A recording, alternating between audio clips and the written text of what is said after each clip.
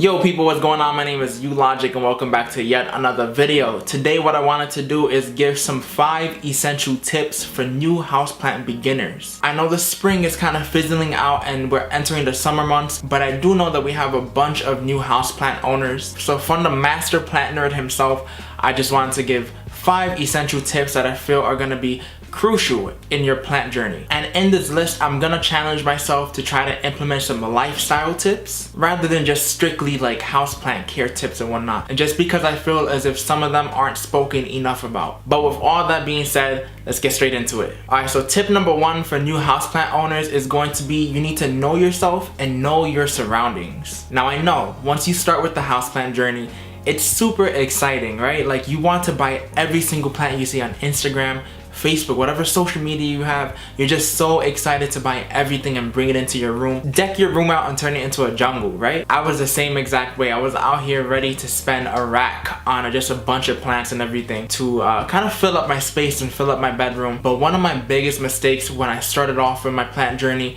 was that I didn't know enough about myself or my surroundings. Now what I mean when I say that is I didn't know how much care I could reasonably expect to give these plants. I wasn't even familiar with what direction my window was facing. I didn't ask myself how often I'd be home. I didn't ask myself what would happen if I wasn't home. I didn't even consider the size and the setup / layout of my room. And I say all that to say you need to be smart about what kind of plants you're bringing into your space. You want to ensure that if you're bringing a plant into your space, you have accommodations ready so that the plant can thrive in that space. You don't want to bring a super pretty plant, like you don't want to bring a fiddly fig that generally needs like brighter light than other plants into a space that doesn't really have too much light because it's just not going to do good in there. If you have a limited space, I live here in New York City, so I know that these apartments can be really small. You don't want to bring a tree-sized plant into your space. You don't even know if you have enough space to comfortably take care of it and navigate through your space. The last thing that you would want to do is enter your bedroom and you have to kind of like,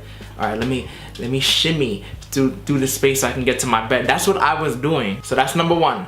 Be honest with yourself. Know yourself and know your space. Number 2 is gonna be educate yourself. I know some of you guys may hear that and may be like, ugh, education, school, like I don't wanna deal with this. But in the plant hobby, I'm telling you, educating yourself is key. You want to make sure that you're turning on your little scholar toggle in your head and you're kind of embracing this nerdiness. You have to have that nerdiness or that giddiness to learn about these plants. Some of the resources that have been very valuable to me, obviously the internet, also Reddit. There's some really incredible subreddits that you can find, some nice communities. Instagram is also really nice. YouTube, I mean, for example, you can subscribe to me if you check my channel out. I have a bunch of plant related content to get you guys started on your plant journey. There's also a lot of blogs and websites on the internet that kind of range from really basic, like bare bones knowledge of a specific plant to like really intricate, like research heavy articles about these plants so you can know more about your plant, where it comes from, and how to take care of it. So tip number 2 is gonna be educate yourself. Tip number 3 is going to be maintenance. Your plant is a living organism. It's not a decoration. Ultimately, it's a living organism and you need to take care of it. So that kind of coincides with tip number 2 of educating yourself.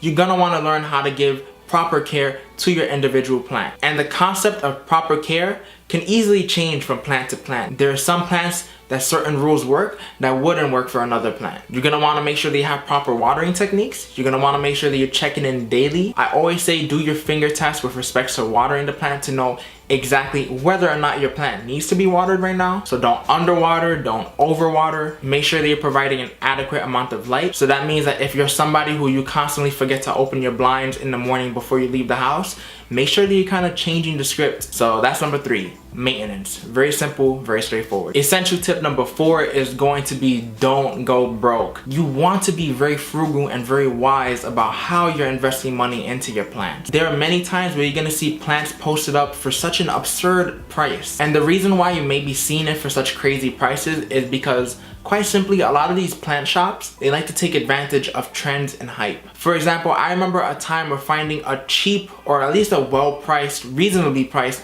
Monstera Deliciosa was so difficult. But now that the hype for the Monstera Deliciosa has kind of died down and it's considered a quote-unquote normal houseplant now, you're seeing them go for cheaper. And it's not a matter of anything other than these plant shops try to bribe you with that high price just because it's kind of what's trending on Instagram, and they know that more people like to base their purchases off of what they see on Instagram from influencers. You need to decide, do I need this plant right now, or can I wait for the hype to die down and then purchase it when it's at a more reasonable price? I spent about $30 for my first Monstera Deliciosa, and today is going for about $15 for the same size. That should tell you all you need to know about the way that prices with these plants work. So be reasonable with your spending. Don't go broke. It's not worth it. My final tip is going to be have fun. Experiment and play around with your plants. Unlock that inner plant nerd inside of you. If this gardening hobby or if this houseplant hobby isn't fun to you, if you feel like it's more of a chore, then quite honestly, I'm sorry to say, like, it may not be for you. Either that, or you may be following certain procedures and techniques that just like aren't fulfilling you, and this houseplant hobby should be fulfilling for you. That's what it's primarily meant to do. I'm sorry, I'm looking at my fish and they're beefing right now. So don't take any of this seriously. I know there's a certain aesthetic kind of lurking around of like, you need to be this really strict, like really knowledgeable person, and like if you're not doing it this way, then you're doing it wrong. But at the end of the day, the reason I don't like that is because I like from my knowledge and my understanding of plants to come from my head. So that means I'm gonna do my own experiments. Just because this person says this is the way you have to take care of plants doesn't mean that that's necessarily the only way to take care of plants. Like I said, plants are living organisms, so that means that they're gonna be much more flexible than say just decorations. You're gonna have a lot more room to kind of like experiment and play around. Obviously within reasonable boundaries for the care of your plant, but don't feel afraid to make mistakes. Everybody makes mistakes. I don't care who it is. If it's your favorite plant influencer on Instagram or on YouTube, or your favorite plant blogger, whatever it is, regardless of what kind of an aesthetic and image they create for themselves, they made and they make mistakes. We're human, it happens. The only thing you can do is one, prepare yourself by educating yourself so that these type of mistakes are less likely to happen, and then two, just have fun with it, experiment. Find out what works for you and your plant best. Don't rely on anybody else's opinion. Use it as reference, but you need to rely on your experience first and foremost. And with that being said, I'm gonna leave the video right there, guys. If you enjoyed it, make sure to leave a thumbs up down below. Let me know down in the comments below if you have any suggestions or comments or questions at all. Once again, guys, my name is Logic. Thank you for watching. I'll catch you guys on the next one. Peace. It can be decorative. It can be decorative a bit, but the number one now what I mean by that, I didn't ask myself how much care can I reasonably give. Now when I say that, what I mean, I didn't even consider know the type of lighting you can provide, know how much and the